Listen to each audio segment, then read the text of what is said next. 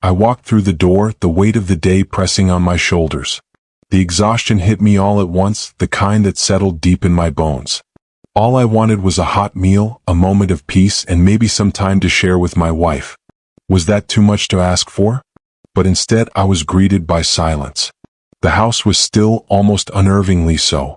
No soft chatter, no music playing in the background, nothing. The distinct smell of takeout filled the air and my stomach twisted. I stood there for a moment, my briefcase in hand, wondering if I had walked into the wrong house. No home-cooked meal, no warmth, just this cold, distant silence. A deep, uncomfortable knot formed in my stomach. I tried to push it down, tried to ignore the pang of disappointment, but it wouldn't go away. This wasn't what I had imagined when I thought about coming home. Where was she? Why hadn't she at least greeted me? I set my briefcase down and glanced around the room. The dining table was cluttered with shopping bags. Bags from high-end stores, their logos boldly displayed. The irony wasn't lost on me. Here I was, busting my ass every day to provide, while she sat on the couch, scrolling through her phone without so much as a glance in my direction. My chest tightened. Something was wrong. And the more I thought about it, the more I started to wonder, was I the only one who cared? I took in the scene around me and the knot in my stomach grew tighter. The house wasn't just quiet, it was a mess. Dishes piled up in the sink, laundry scattered across the couch. But it wasn't just the disorder that bothered me, it was the shopping bags. High-end ones, the kind that flashed designer logos at me like a slap in the face. It was a reminder of what she valued, and it wasn't us, not anymore. My eyes lingered on the bags, each one a symbol of the life I was working so hard to maintain. She had everything, luxuries I could barely afford to keep up with. Yet here I was, breaking my back every day while she sat idly on the couch, completely oblivious to the strain in my bones. I had worked late again, pushing myself, taking on more projects, enduring sleepless nights, all to make sure we lived comfortably. Yet it felt like none of it mattered. I could feel the anger starting to bubble up inside me. What was the point? I kept doing everything I could to provide, but it wasn't enough. It was like I was invisible, like my efforts didn't matter. And she didn't seem to care, not about the bills, not about the house, and certainly not about me. I tried to shove the frustration aside, but it lingered, growing stronger by the second. My hands clenched at my sides and I couldn't help but wonder, was this really what I'd been working for all these years? A wife who couldn't even be bothered to acknowledge the sacrifices I was making? It felt like a punch to the gut. I stood there for a moment, staring at the mess around me, and my mind wandered back to a time when things were different. It felt like another lifetime, the way she used to greet me at the door, the smell of her lasagna or her stews filling the house. There was warmth in those meals, in the way she used to take pride in making our home feel like a place of comfort. I used to look forward to coming home, knowing I'd find a hot meal waiting for me, a moment of peace after a long day. But that was then. Now the kitchen felt like a museum, untouched and irrelevant. The counters were bare and the stove hadn't been used in weeks. All of the things I used to love about coming home had been replaced by silence and takeout boxes. The bitterness began to creep in as I thought about it. I'd spent so much time and energy at work, pushing myself harder than ever before, all to provide for us, to give her the life she wanted. And yet, here I was, alone in a house that was slowly falling apart. I wasn't just carrying the weight of work anymore, I was carrying the weight of everything. The cleaning, the bills, the emotional labor. It felt like I was shouldering everything and she was just coasting. I couldn't help but resent it. It was like I was invisible in this marriage, just a provider, nothing more. And the worst part? She didn't seem to care at all. I couldn't take it anymore. I had to say something. The silence between us was suffocating, and the frustration was eating away at me. So I tried again, forcing my voice to stay steady, despite the storm of emotions inside me. "Listen, we need to talk," I said, my tone careful but firm. She didn't even look up from her phone, her fingers still scrolling mindlessly as if I hadn't even spoken. I watched her, waiting for a response, but she just sighed like I was bothering her. "About what now?" she asked, the irritation in her voice barely masked. "About this," I said, trying to keep the frustration from breaking through. "About us. I can't keep doing this alone. I need your support." The words had barely left my mouth when her response hit me like a slap. "I didn't marry you to be your maid or your personal chef," she snapped, her voice cold. "If you want that, hire someone." Her words hung in the air, sharp and dismissive. I could feel the blood drain from my face and my chest tightened. This wasn't just a disagreement anymore. It was something deeper, something I hadn't wanted to admit to myself. I tried to reason with her, to explain how much it hurt, how I needed her to care, to share in the burden. But she wasn't hearing me. She waved me off like I was just another problem to deal with, dismissing me like I was nothing more than a nuisance. It hit me then, this wasn't just about the house, the meals, or the bills. It was about us. The distance between us was growing, and no matter how hard I tried, she wasn't interested in bridging the gap. It felt like I was fighting for something she wasn't even willing to acknowledge anymore. And I had no idea how much longer I could keep fighting on my own. That night, lying in bed, I couldn't shut off my mind. The exhaustion that usually took over me the moment my head hit the pillow was nowhere to be found. Instead, all I could feel was this growing sense of anger. It started small, just a flicker of frustration, but quickly grew into something bigger, something that felt impossible to ignore. The more I thought about everything, the silence, the cold indifference, her complete dismissal of my feelings, the angrier I became. I wasn't just tired of the routine anymore. I was furious. Furious at the way she had distanced herself from me, from everything that mattered. I had been pouring myself into this marriage, into our life, doing everything I could to keep things together, while she barely seemed to care. I turned over, staring at the ceiling, trying to make sense of it all. Was this really what it had come to? A life where I was nothing more than a provider, where my efforts were unappreciated, where the woman I thought I married didn't even care enough to help me carry the load. The anger was building, but beneath it there was something else, a deep, gnawing sense of doubt. Was this worth fighting for? I'd been trying to save something that was slipping away, and it felt like every attempt to fix things only pushed us further apart. I wondered if it was too late. She even cared anymore. I was exhausted, emotionally drained, and I wasn't sure how much more I could take. But I also knew that I couldn't keep living like this, pretending everything was okay when it so clearly wasn't. As the silence in the room pressed down on me, I realized something. I couldn't keep fighting for something that wasn't there anymore. Maybe it was time to stop fighting, to let go, and to start thinking about what was best for me. I didn't know if that meant walking away or if there was still something left to salvage, but for the first time in a long time, I wasn't sure where to go from the next morning. I couldn't shake the feeling that something had to change. I had barely slept, the weight of everything hanging over me. But I decided I couldn't let it go this time. I had to say something, had to try again. Maybe it would be different. Maybe this time she would understand. I grabbed my coffee and sat across from her, trying to keep my voice steady. "Look," I started, "I don't think you understand how much this is affecting me. I come home every day exhausted, and it feels like I'm the only one pulling the weight here. I need you to meet me halfway." She didn't even look up. Her eyes were glued to her phone, and her fingers kept scrolling, completely unfazed by my words. I paused, waiting for a response, but none came. I tried again, a little more forcefully this time. "I'm asking for a partner, someone who actually cares about this relationship. About us." She finally looked up, her expression one of pure annoyance, like I was wasting her time. "Why are we doing this again?" she asked, the coldness in her voice almost enough to freeze the air between us. "I told you last night I'm not your maid. I'm not here to cater to your every whim." Her words were like a slap in the face.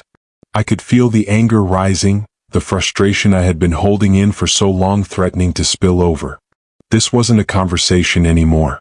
It was a wall between us, a stark reminder of how far we had drifted. I tried to explain again, tried to break through the wall she had built, but it was clear she wasn't listening. She wasn't engaging. She wasn't even willing to meet me halfway. Instead, she just shrugged it off like it didn't matter. In that moment, I realized just how deep the divide had become. This wasn't just about meals or cleaning or responsibilities. It was about us, about the complete lack of effort on her part. And as much as I wanted to keep trying, I couldn't shake the feeling that I was fighting for something she wasn't willing to fight for anymore. The more I thought about our conversation, the more it hit me. This wasn't a partnership anymore. It hadn't been for a long time. She wasn't contributing to the relationship, emotionally, physically, or mentally. It was all one-sided. I was the one who went to work every day, the one who shouldered the burden of keeping our lives running. And what did I get in return? A wife who didn't even care enough to engage with me, much less contribute to our shared life. I realized then that I had been letting this go on for far too long, convincing myself that things would get better, that she would eventually wake up and see what was happening. But the truth was clear. She was treating our marriage like a transaction. I was the provider, the ATM, and she was the one who lived off what I gave without giving anything in return. The frustration simmered inside me, and I knew something had to change. I couldn't keep enabling this, couldn't keep accepting this lack of respect. It wasn't just about the mess in the house or the takeout dinners anymore. It was about the core of our relationship, about how she viewed me, and how I had allowed her to treat me this way. That's when it hit me. I had to start setting boundaries, something I had failed to do before. If she wasn't going to pull her weight, then I couldn't keep allowing her to have free rein with our finances. So I took control. I went into our joint accounts and adjusted the financial setup. I canceled her extra credit cards, the ones she had been using for frivolous purchases, and left her with one, but I set a strict spending limit.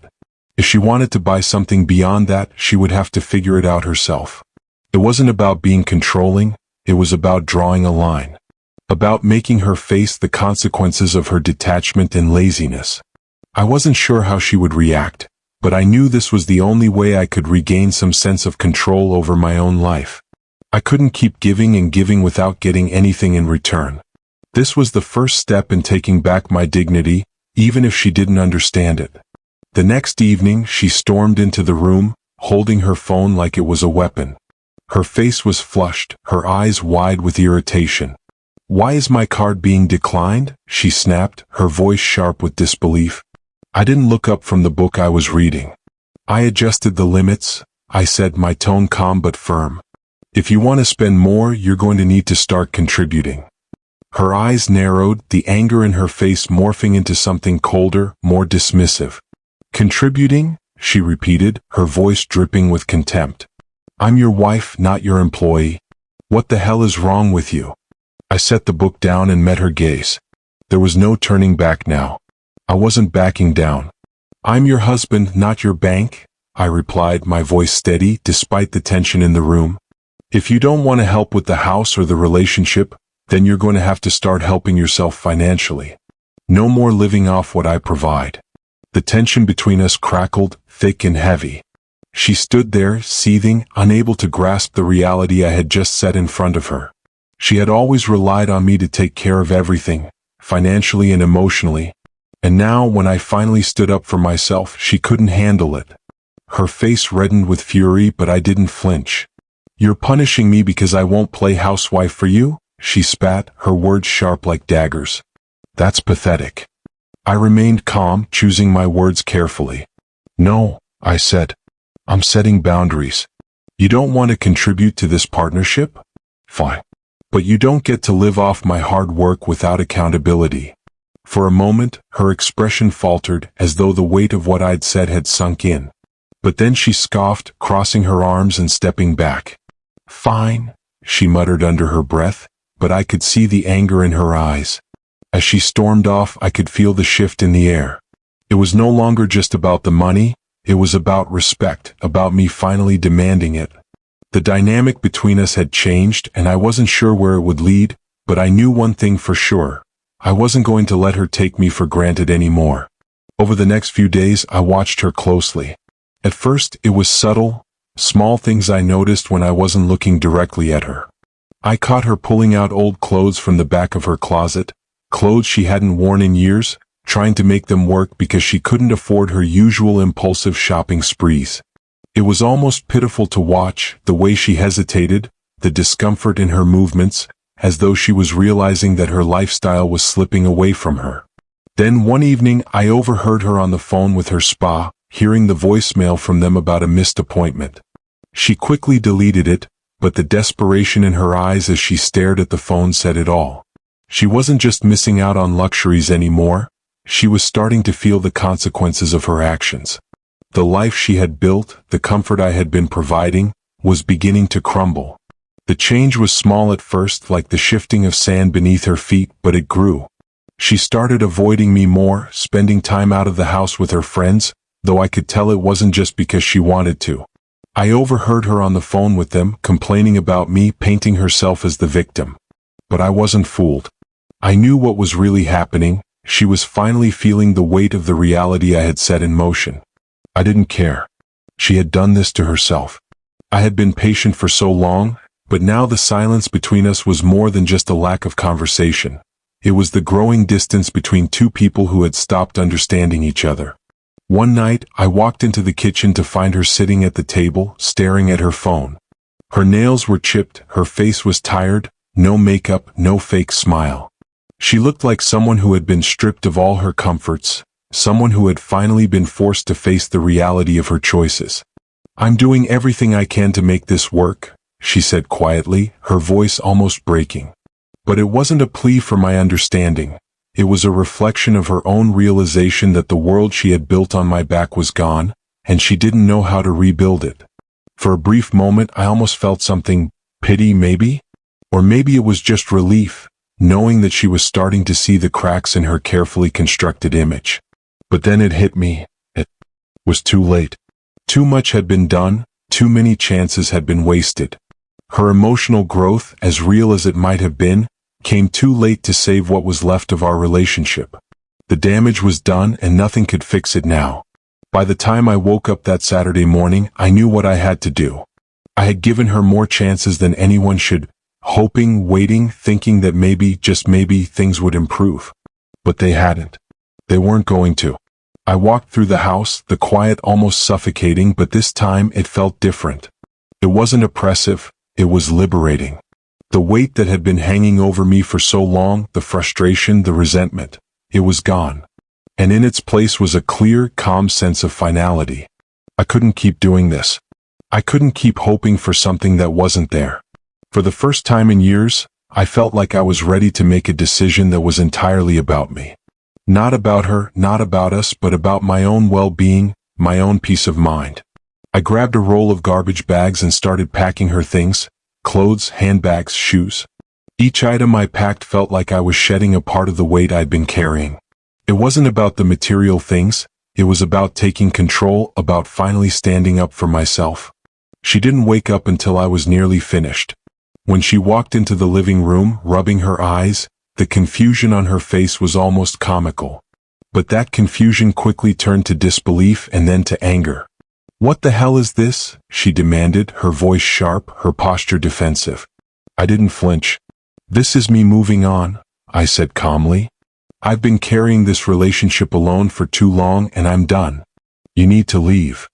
Her eyes widened, and for a second I thought she might try to argue, but instead she crossed her arms and sneered. "You can't just throw me out. Where am I supposed to go?" I wasn't bothered by her questions anymore. "That's not my concern," I replied. "You've made it clear that you don't need me. So prove it. Go build the life you think you deserve, but do it on your own." She stood there, staring at me like I was a stranger. Maybe I was. Maybe this man standing in front of her was someone she didn't recognize, someone who had finally stopped caring. And I didn't feel an ounce of guilt about it. She opened her mouth to speak again, but this time I didn't give her the chance. "You've had your chances," I said, my voice steady. "And every time you chose yourself over us. I can't keep doing this. I can't keep hoping for something that isn't there." Her face crumpled, but I didn't feel satisfaction. I felt relief. This was the hardest decision I'd ever made, but it was also the right one. She left without a word. No goodbye. Just grabbed her bags and walked out. And I stood there watching her go, knowing that I had finally taken back control of my life. The house was silent again, but this time, it was a silence I could live with. For the first time in years, I felt like I could breathe again. I wasn't just surviving anymore. I was living. And for the first time in a long time, I was excited to see what the future might hold.